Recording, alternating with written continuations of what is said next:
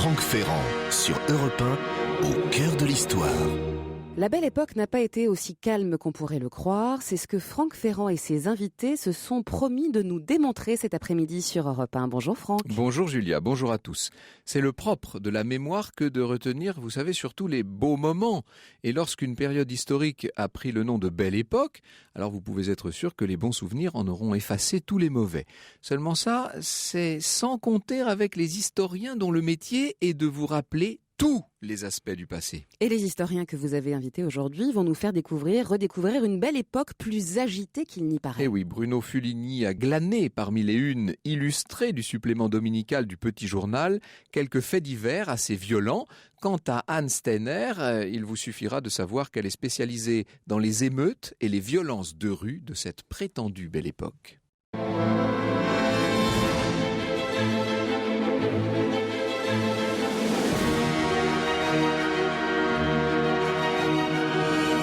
De 13h à 14h sur Europe 1, au cœur de l'histoire. Franck Ferrand.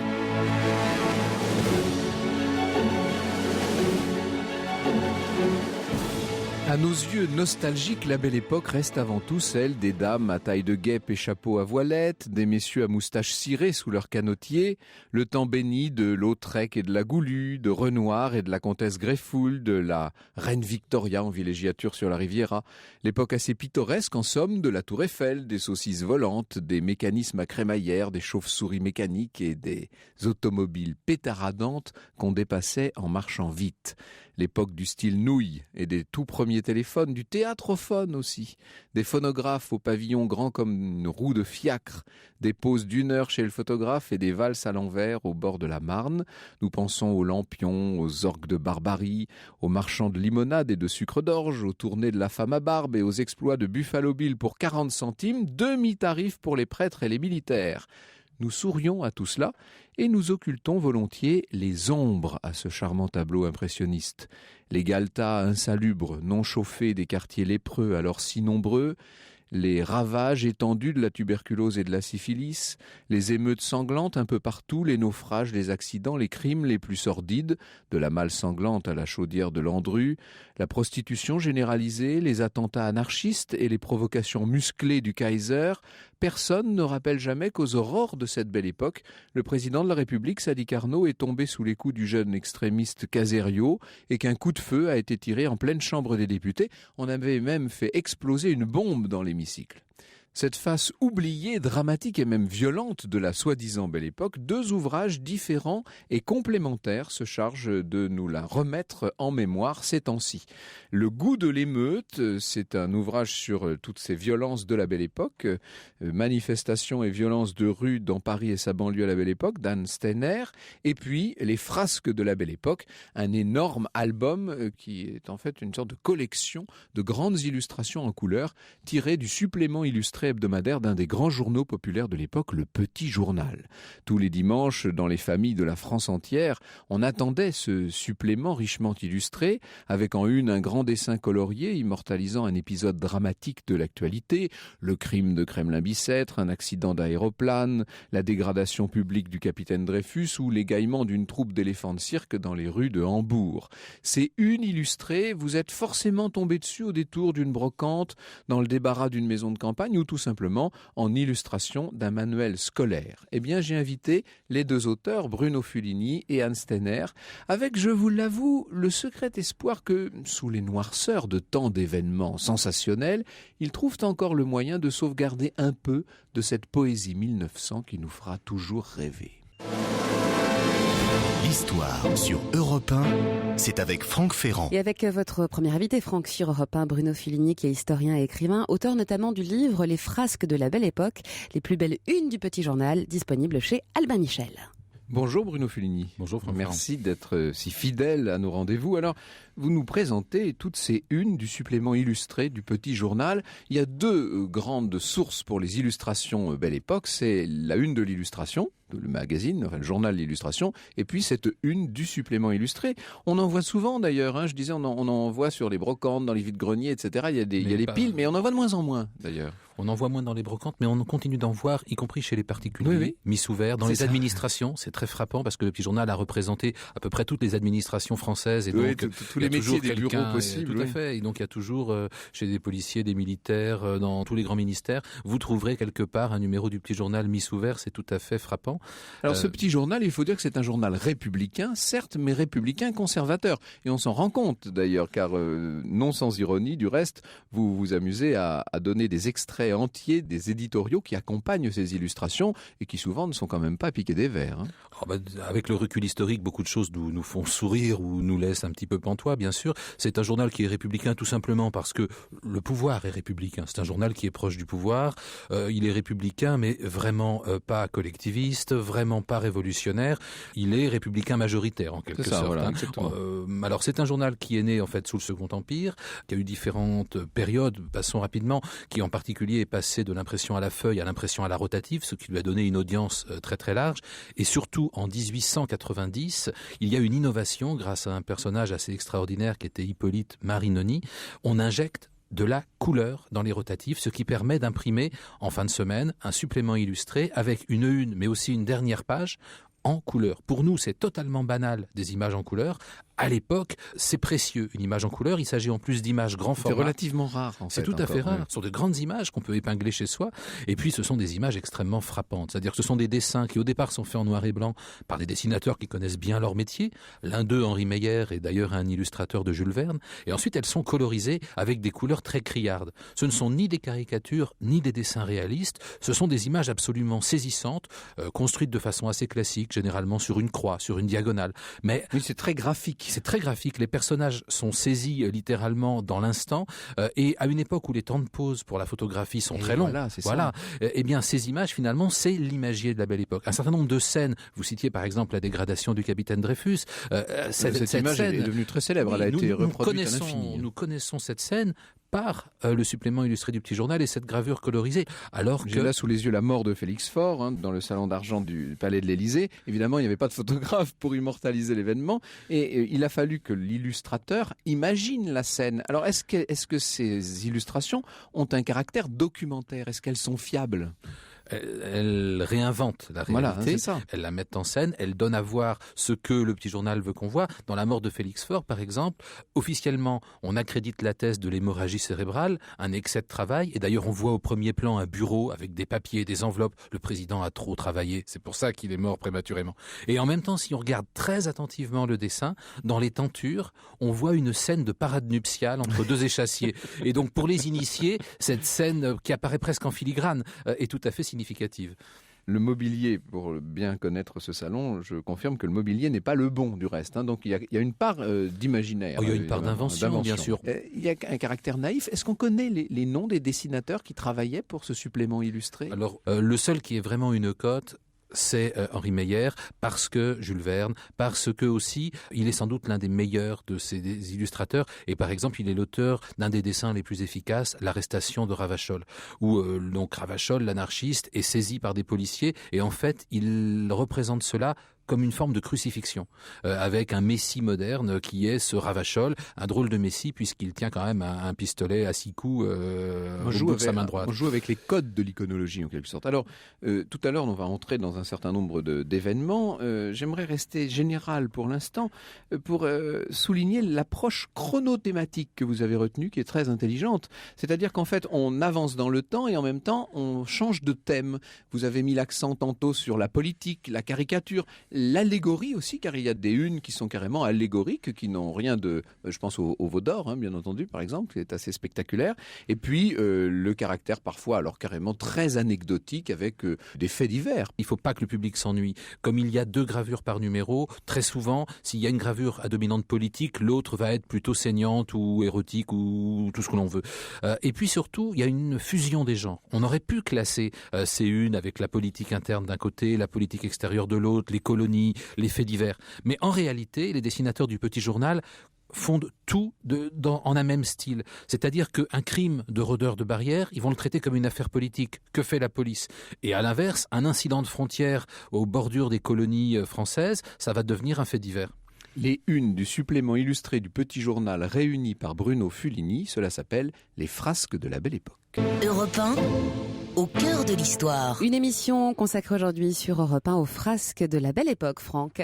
Certaines de ces unes du supplément illustré du Petit Journal sont devenues de véritables icônes, on l'a dit. On pense à l'illustration de la dégradation publique du capitaine Dreyfus dans la cour de l'école militaire, par exemple. Ça, c'est dans tous les manuels scolaires aujourd'hui. Il faut dire que l'édition scolaire, d'une façon générale, fait un grand usage de ces illustrations 1900, Bruno Fuligny. En tout cas de certaines, parce qu'il y en a qui sont peut-être pas à mettre sous tous les regards.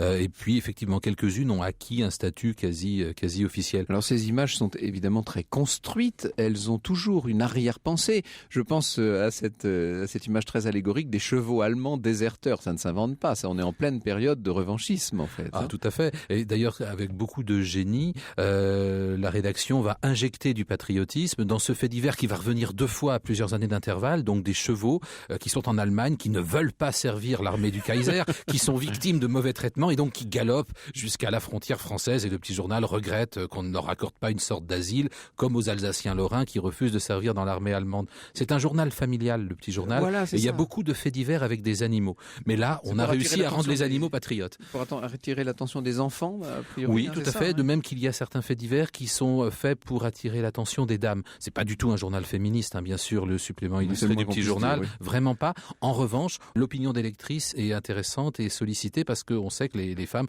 jouent un rôle important dans la prescription. Alors, ce que montrent ces unes, c'est une face assez sombre de la Belle Époque, comme je le disais pour commencer cette émission. On y traite d'un certain nombre de groupes sociaux à risque. Beaucoup de crimes organisés, de cambriolages font la une de ce supplément illustré du dimanche. On voit également, on parle pas mal des anarchistes qui teintent littéralement cette époque. Oui, la crise anarchiste est la première grande crise terroriste moderne et on a oublié la violence des combats politiques de l'époque. Le Petit Journal en plus entretient volontiers la confusion entre classe laborieuse, classe dangereuse, de l'ouvrier à l'anarchiste, de l'anarchiste au socialiste, du militant socialiste au député ou et puis les Apaches. Voilà.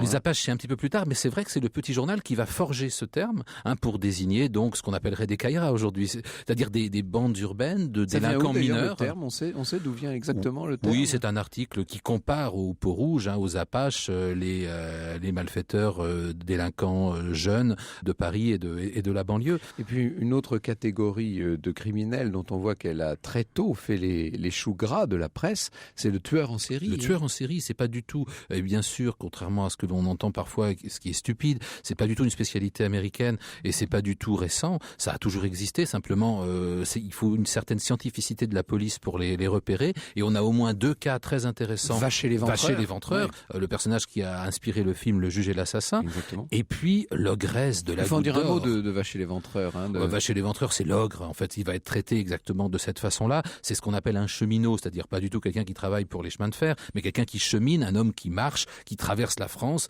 C'est un ancien soldat, il sait marcher, il a une robustesse physique très importante. Donc véritablement, il sillonne le pays et sa route, c'est une route sanglante, c'est-à-dire qu'il va laisser derrière lui au moins 11 cadavres, sans doute beaucoup plus. On l'appelle aussi le tueur de bergères, puisqu'il s'en est pris essentiellement à des bergères, aussi à un jeune berger, aussi à une vieille femme. Ce sont des crimes sexuels absolument effroyables, des cadavres éventrés. Je passe sur les détails, le dossier de police est insoutenable. Et le Petit Journal en particulier va montrer le réveil de Vacher. Quel réveil ? Son dernier réveil, lorsqu'il a été jugé, évidemment condamné à la peine capitale, et qu'on vient le chercher dans sa cellule. Et là...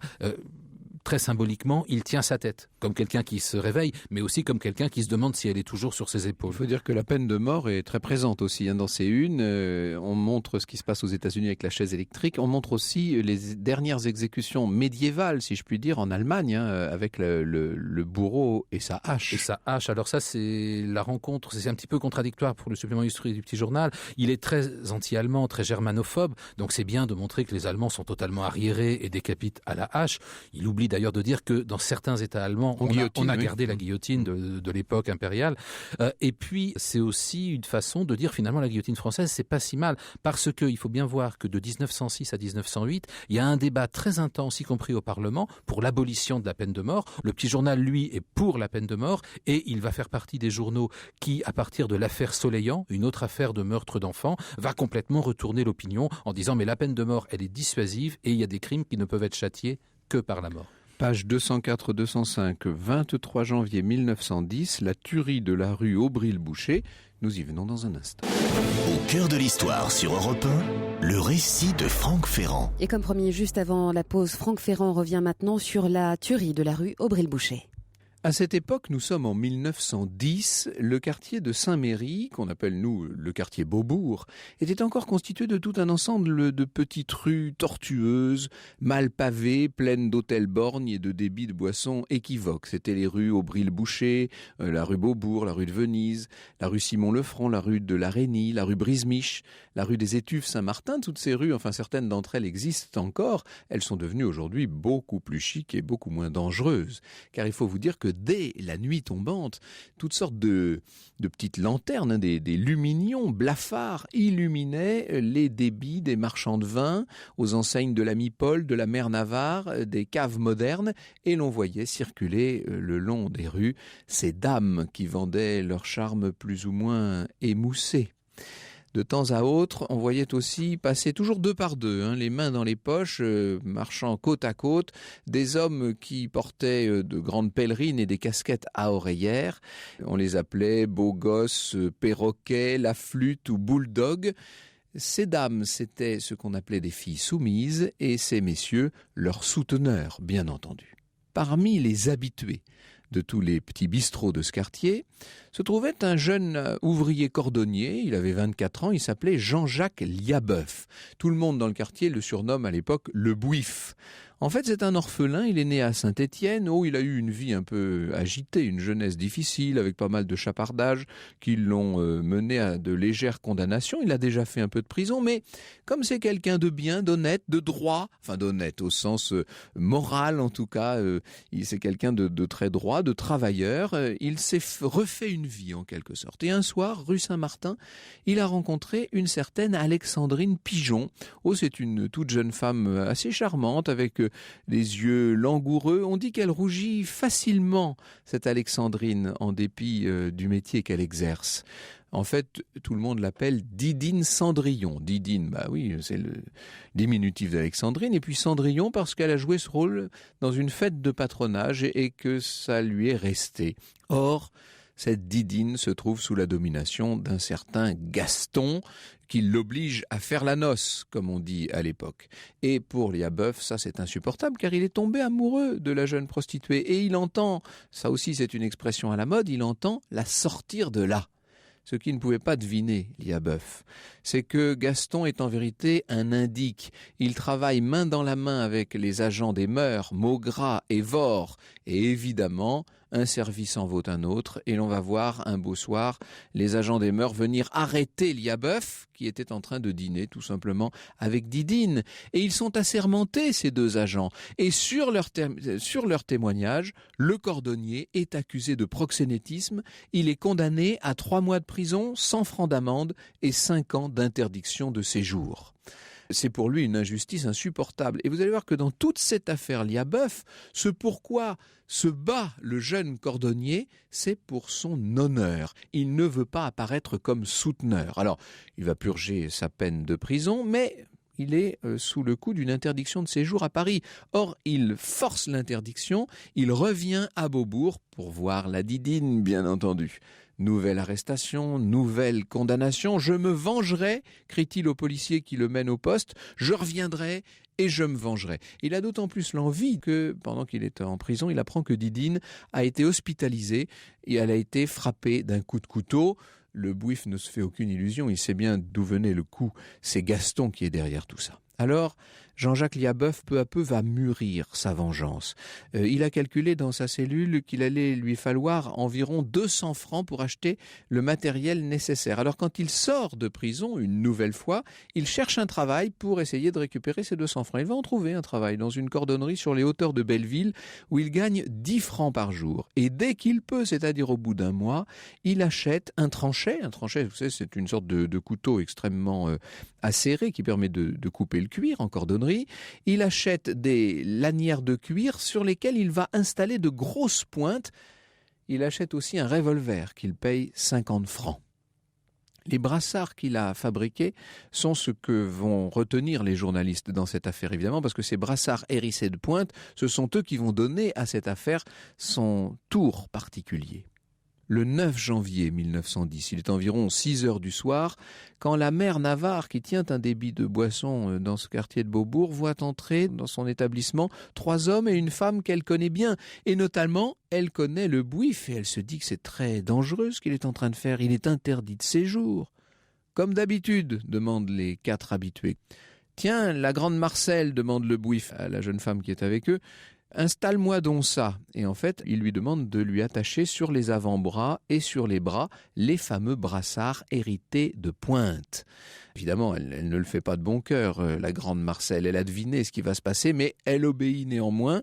Et très vite, on voit arriver la police. Et ça, bien sûr, le Bouif le savait.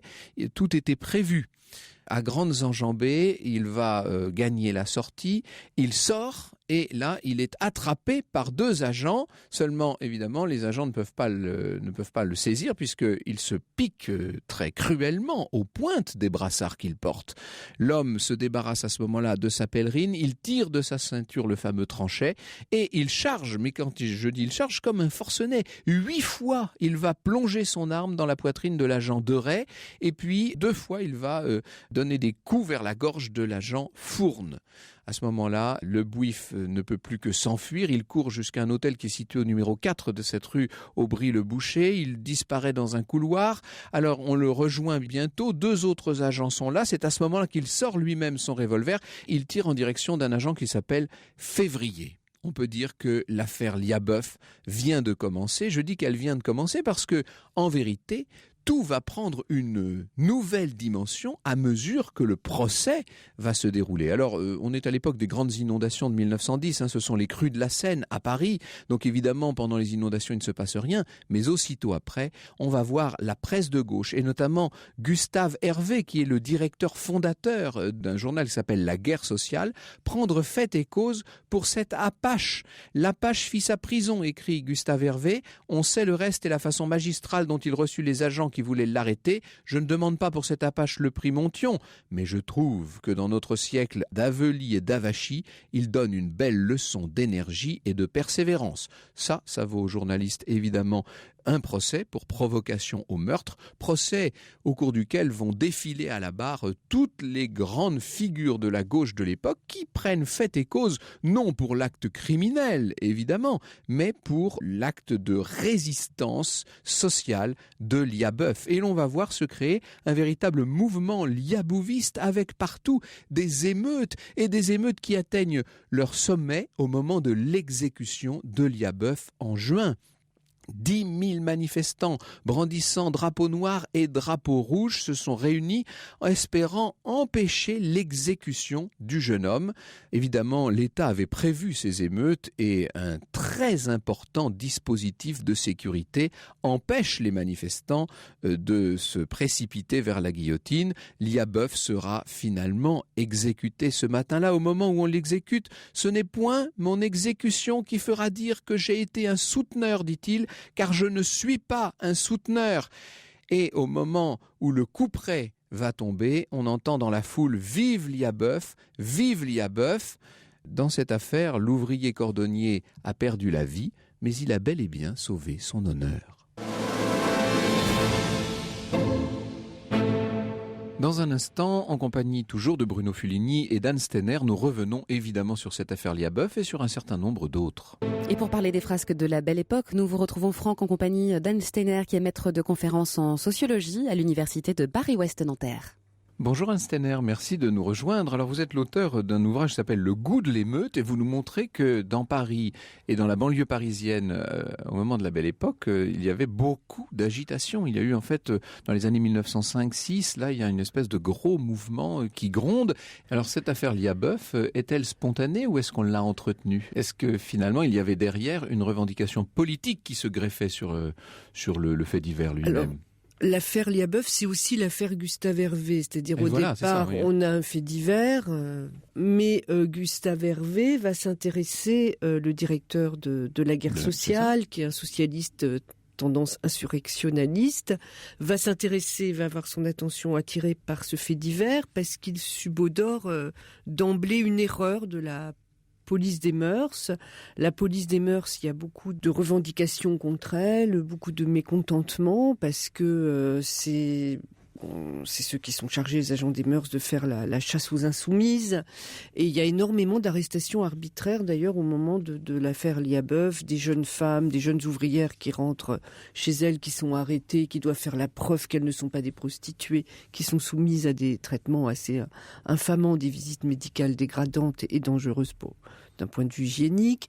Donc il y a énormément de mécontentement contre cette police arbitraire. On compare même leur action aux lettres de cachet de l'Ancien Régime, puisque la parole des agents des mœurs suffit pour faire inculper soit de proxénétisme, soit de racolage. Bon.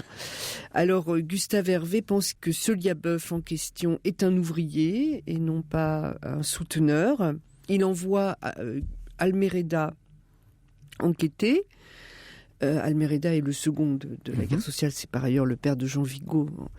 Et Almereda revient avec la preuve que Liabeuf n'est pas un souteneur, il n'est pas encore sûr que ce n'est pas un apache. Et du coup, Hervé fait la une de la guerre sociale sur ce fait divers et loue le courage de l'Apache. Et dit à son public, donnez la moitié de votre vertu à cet Apache pour un quart de son courage. En gros, c'est ça. Donc il y a ce procès qui, du fait de la qualité de Gustave Hervé, un grand polémiste, et de la qualité des témoins, oui, on a vu Maître Moreau de Jafferi, etc. Et puis Marcel Samba qui vient, etc. Et puis il y a Henri Rochefort aussi, ancien communard. Oui.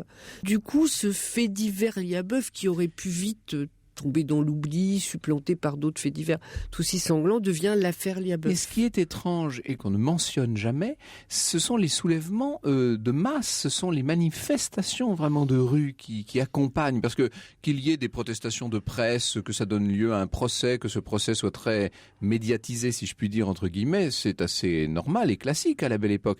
Ce qu'on n'est pas habitué à voir, ce sont ces gens qui descendent dans la rue et qui sont constamment au bord de l'insurrection, tout de même. Et qui peuvent se rassembler très vite, parce que en fait, il y a eu toute une campagne pour la grâce de Liabeuf. Tous les anciens Dreyfusards ont signé. On a comparé Liabeuf à, on a dit l'affaire Dreyfus du pauvre. Hein, oui, c'est ça, c'est un peu ça. Voilà.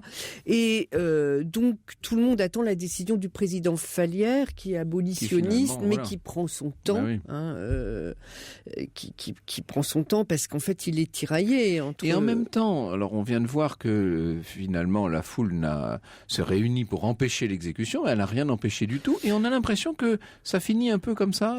Alors justement, pour empêcher l'exécution, ça c'est pas très clair, parce que quand on relit les unes de la guerre sociale, c'est eux qui ont mobilisé et qui, lorsque l'annonce que la grâce finalement n'était pas accordée, tombait très tard, vers 21h, donc après la parution des éditions du soir, la guerre sociale rassemble ses forces pour faire encore un numéro qui sort à minuit et va le distribuer dans les faubourgs, etc.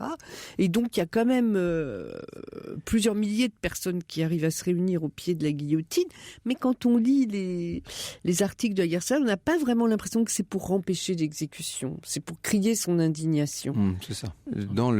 Sur la une du supplément hebdomadaire du Petit Journal, on s'attache beaucoup au fait divers lui-même, au crime commis par Liabeuf, on passe quasiment sous silence la dimension sociale et émeutière. C'est pas l'objet du petit journal. Ah, c'est ça. Et puis le petit journal saisit surtout le fait initial, l'arrestation. Et puis il y a quelque chose de très saisissant d'un point de vue visuel. Ce sont ces bracelets hérissés de piquant. Et donc bien sûr, c'est là-dessus qu'est centré le dessin et attirer le regard du lecteur. Ces bracelets d'ailleurs, on peut toujours les voir, les vrais, au musée de la préfecture de police à Paris. Avec le tranchet qui est toujours là aussi. Enfin, toutes les pièces à conviction qui bien sûr ont été présentées au procès d'assises. Incognito, vos flics maintenant sont devenus des cerveaux, ni grands ni gros. Ils ont laissé leur vélo, leurs chevaux en torpedo, de vrais casse-cou à 35 au chrono. La complainte des Apaches, générique mythique des Brigades du Tigre interprété par Philippe Clay. Nous sommes toujours au cœur de la belle époque. Franck sur Europe 1. Nous sommes toujours en compagnie d'Anne Stenner et Bruno Fuligny pour parler de tous ces, de toutes ces agitations de la belle époque qui a été une époque finalement beaucoup moins tranquille qu'il n'y paraît. Elle est loin là l'image des campagnes tranquilles et des belles dames de la belle époque. Il y a dans tous ces faubourgs une véritable agitation qui est au départ, vous le montrez bien, une agitation de métier et une agitation ouvrière en quelque sorte. Dans quel contexte est-ce que naissent ces remugles en quelque sorte, Anne Stenner? On a au pouvoir un gouvernement radical et radical-socialiste positionné à gauche et on en attend beaucoup. On attend des réformes sociales. Or, ces réformes sociales, elles tardent énormément. Partout, les ouvriers se soulèvent pour obtenir soit des augmentations de salaire, soit protester contre des réductions de salaire. C'est le cas des boutonniers de Méru, auxquels on impose 25% de réduction de salaire pour résister déjà à la concurrence japonaise. Et ça va être très violent. Et là, on va évoquer les jacqueries de l'Ancien Régime, parce que c'est une violence de rue, mais itinérante. C'est des petits cortèges de 200, 300, 400 grévistes, et ils s'attaquent aux demeures des patrons. Alors les patrons, c'est des petits patrons qui ont fait fortune assez rapidement, parce qu'il y a eu des opportunités de s'enrichir assez vite dans ce secteur. Bon, je passe les détails, avec la découverte d'un nouveau coquillage. Et donc, c'est des gens qui ont commencé comme ouvriers, qui sont devenus patrons, qui ont des attitudes de nouveaux riches, et alors qui suscitent une rancœur bien plus grande que des rejetons de l'ancienne bourgeoisie. Du coup, on s'empare de leurs objets, signes extérieurs de richesse, les pianos, les meubles de prix. On en fait des amas auxquels on met le feu, qu'on transforme en grand brasier au milieu de la route. On a l'impression, Bruno Fuligny, de l'avènement d'un monde qui nous fait beaucoup penser au nôtre. Il y a une grande modernité dans cette époque, en quelque sorte. D'abord, ce n'est pas si ancien. Non. C'est nos arrière-grands-parents c'est ça, qui ont vécu cette époque. Il y a un siècle. Alors, il y a les germes de beaucoup de choses qui sont devenues banales aujourd'hui et qui étaient curieuses à l'époque. Le sport, qui se démocratise, l'automobile qui commence à trépider. Le sport, alors toujours avec une dimension, on se prépare pour la revanche contre l'Allemagne. On voit notamment là les militaires sur une des unes qui jouent au football. Oui. Et à l'époque, en escarpin d'ailleurs, c'est assez drôle. Et en uniforme. Ils se sont bricolés visiblement des shorts en taillant des pantalons Garance, donc ils ont de curieux shorts rouges. On a des équipes de différents régiments qui s'affrontent. Le football à l'époque s'écrit en 2 mots avec un tiret. Néanmoins, et ça c'est pas l'armée qui l'a inventé, c'est même un ancien communard, Pascal Grousset, qui a été en Nouvelle-Calédonie, qui ensuite était en exil en Angleterre, et qui a importé le football et certaines conceptions du sport qui se sont acclimatées dans un esprit effectivement de revanche. Et puis avec le sport, il y a l'exploit et l'exploit technique. Il ne faut pas oublier qu'on est en pleine invention, notamment de tout ce qui vole. Voilà, alors il y a les voitures, et puis il y a tout ce qui vole. Alors on a déjà abandonné les ballons, on passe aux dirigeables, mais le mot dirigeable, le petit journal l'écrit parfois entre guillemets, parce qu'il ne se dirige pas si bien que ça. On a un magnifique dessin où on voit une sorte de gros insecte écrasé comme sur une planche de balsa, sauf que c'est un aéronef qui s'est écrasé sur un immeuble du 16e arrondissement. Et il y a un petit bonhomme impeccablement habillé avec un canotier qui se tient là, qu'on va secourir avec des cordes. C'est Santos Dumont. Santos Dumont qui a essayé de doubler la Tour Eiffel. Il a réussi cet exploit, mais il n'a pas réussi à rallier son point de départ. Il s'est accroché au grand immeuble. Voilà. Et il recommence quelques semaines après avec un nouvel engin. Et il y a également un très grand optimisme à cette époque, c'est ça qui est frappant aussi. Et c'est pour ça qu'on a parlé de belle époque. La belle époque, elle a été nommée ainsi rétrospectivement, après les tueries de la Grande Guerre. On n'a plus voulu voir les Apaches, les émeutes, les violences. On ne s'est souvenu que de l'espoir qui régnait à cette époque-là. on s'intéresse aux aéronefs, on n'imagine pas du tout que ça va devenir des armes. On n'imagine pas du tout que pendant la Grande Guerre, on va bombarder des villes avec ces aéronefs. Non, on est dans l'exploit sportif, on est dans cet émerveillement devant l'accomplissement de ce vieux rêve humain qui est de voler. Et on ne va pas plus loin. Et toutes les catastrophes qui apparaissent sont presque considérées comme des... Alors c'est la nature même de cette presse un peu sensationnelle, hein, cette presse populaire, mais sont considérées comme des événements détachés du reste. C'est ça qui est assez frappant. On a l'impression que ce sont des cas, des choses uniques. Ça nous ramène à la structure du fait divers de Roland Barthes. Hein. Pourquoi donner l'impression que tout ça n'a pas de sens et n'est pas le produit d'une évolution sociale, technologique? Non, ce sont des événements qui apparaissent comme ça et qui ont l'air détachés les uns des autres.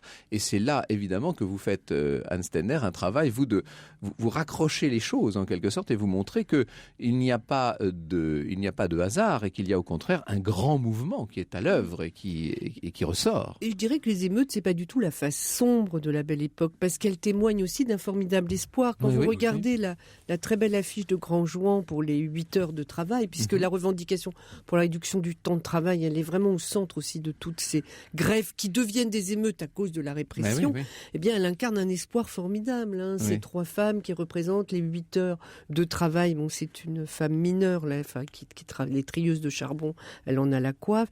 La femme épanouie, 8 heures de loisirs, et la femme qui a la face sombre la nuit, elle témoigne d'un formidable espoir. Et autour du 1er mai 1906, c'est une attente que certains chroniqueurs ont qualifiée millénariste. À partir du 1er mai 1906, nous ne travaillerons que 8 heures. Alors ils actualisent la banderole, dans 30 jours, dans 29 jours, nous serons libres. Et il y a cette idée que vraiment on va améliorer la condition ouvrière. Et toute cette dynamique sociale va s'évanouir dans la Première Guerre mondiale, en quelque sorte. Hein. Oui. Donc, et la Grande Guerre va produire une autre forme d'espoir avec la révolution bolchevique et le communisme, mais qui n'a plus rien à voir. Enfin, qui est en tout cas extrêmement différent. Encadrer tout ça d'une façon très différente. Qui est extrêmement différent du socialisme 1900, ça c'est certain. Et qui va étouffer justement cette âme ouvrière libertaire qui caractérisait l'ouvrier français de cette époque. Le goût de l'émeute, manifestations et violences de rue dans Paris et sa banlieue à la Belle Époque, c'est d'Anne Stenner aux éditions L'Échappée. Et puis les frasques de la Belle Époque, les plus belles unes du Petit Journal, réunies par Bruno Fuligny, c'est chez Albin Michel. Merci beaucoup à tous les deux.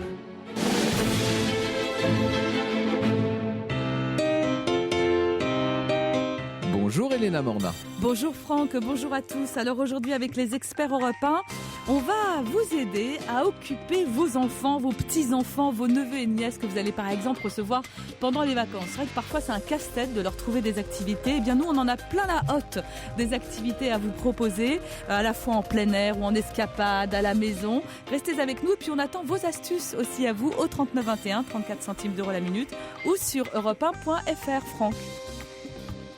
Merci Elena, mais je vous dis à demain Julia. À demain sur Europe 1, puisqu'Elena parlait de Haute, je voudrais dire bravo à Laurent qui habite à Sainte-Florine, c'est en Haute-Loire. C'est le gagnant de la de Noël du jour, il remporte un superbe séjour pour 2 personnes au soleil avec Eliade. Quelle chance, une petite carte postale Europe 1 nous ferait extrêmement plaisir. Plaisir. Plaisir. Plaisir. Plaisir. Plaisir. Plaisir. Plaisir.